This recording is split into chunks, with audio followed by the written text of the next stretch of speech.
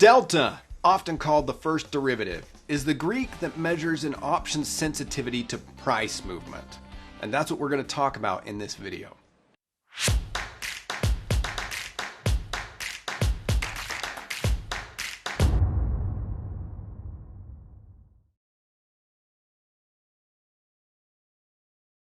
Delta is an estimate for how much an option's price will change for the next $1 move in the underlying security's price.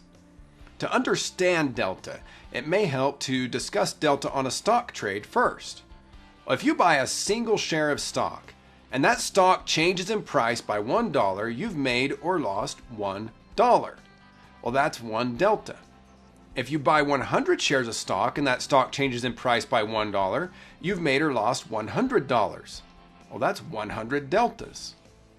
Due to the leveraging involved, options can have anywhere from 0 to 100 deltas.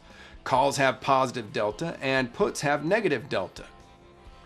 Delta estimates how much an option's value will change for the next $1 move in the stock price. For example, an option with a delta of 0.50 or 50 will move approximately 50 cents if the stock moves $1. An option with a delta of 60 would move approximately 60 cents if the stock moved $1. Options that are in the money have a higher delta. And the reason for this is that the further in the money an option is, the more likely it is to still be in the money at expiration. And the further in the money the option is, the more likely it is to become stock. Therefore, the more it's going to behave like a stock right now. At expiration, delta on an option can either be 100 or 0, because the option's either in the money or out of the money, and it will either become stock or expire worthless. When studying any of the Greeks, it's important to understand that they're not independent variables. For example, the passage of time and fluctuations in volatility can change the delta of an option. Remember, the option pricing model is all about probabilities.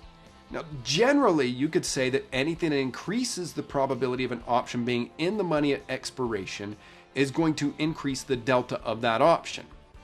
Anything that decreases the probability of an option being in the money at expiration is going to decrease the delta of the option.